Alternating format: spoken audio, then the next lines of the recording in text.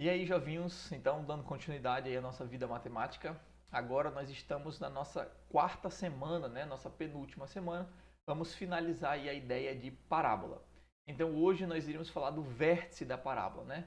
Já devo te adiantar que essa eu diria que é a ideia mais importante de parábola, né? Eu diria que é o coração, o grande diferencial da parábola é estudar esse vértice, esse máximo, esse mínimo.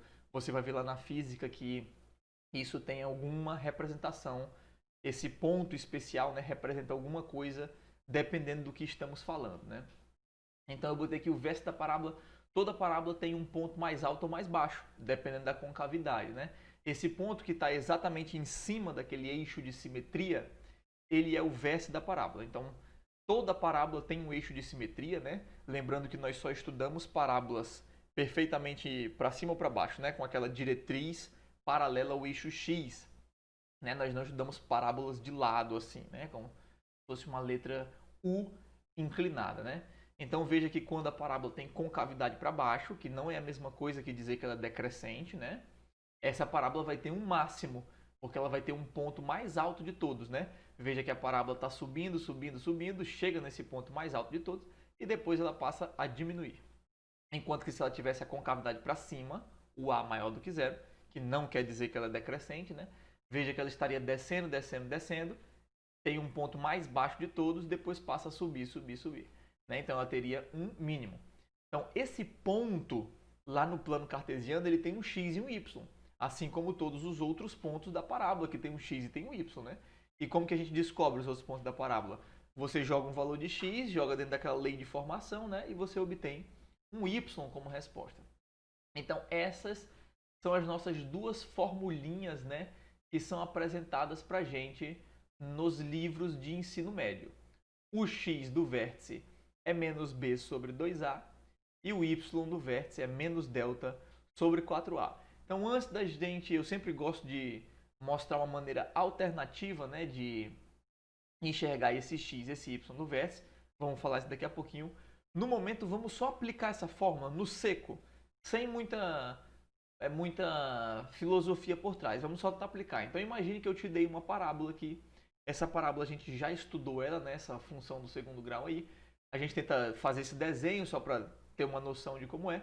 Uma boa maneira de fazer o desenho é se perguntar onde corta o eixo X e onde corta o eixo Y, né?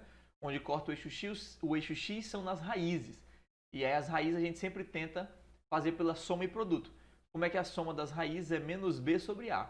Então veja que a fórmula da soma das raízes parece muito com a fórmula do x do vértice, né? Daqui a pouco nós iremos conversar sobre isso. Então a soma das raízes é 5, o produto das raízes é c sobre a, e veja que o produto das raízes é 6, né? E a gente já fez essa análise antes. Então essas raízes aí é 2 ou 3. Esses são os pontos onde corta o eixo x. E onde corta o eixo y é no termo independente, né? Então se a gente for fazer o gráfico dessa parábola, ficaria algo mais ou menos assim. Ficaria algo mais ou menos assim, ó. Aqui onde corta o eixo y, o valor 6. E onde corta o eixo x, aqui 2 e aqui 3. Veja que claramente esse gráfico não está em escala, né? Então, bem aqui, nós temos um ponto muito especial. O ponto mais baixo de todos, né? Veja que esse ponto mais baixo de todos, ele tem um x e esse ponto também tem um y, né? Então, é esses caras que a gente descobre usando essas formulinhas aqui. Então, quem seria o x do nosso vértice? Então, o x do nosso vértice, aplicando a fórmula, né? Ainda não iremos filosofar, vamos fazer isso no próximo vídeo. Então, menos b sobre 2a. Então, se você fizer essa substituição, isso vai dar 5 sobre 2, ou seja, 2,5. Então, significa que esse ponto aqui, o x dele é 5 sobre 2, né? Sempre aconselho que você deixe em fração. Quase nunca é uma boa ideia trabalhar com números decimais, tá bom? E agora, para a gente calcular o y do vértice, vamos calcular o nosso delta, né? Então, o delta, que é b ao quadrado menos 4ac.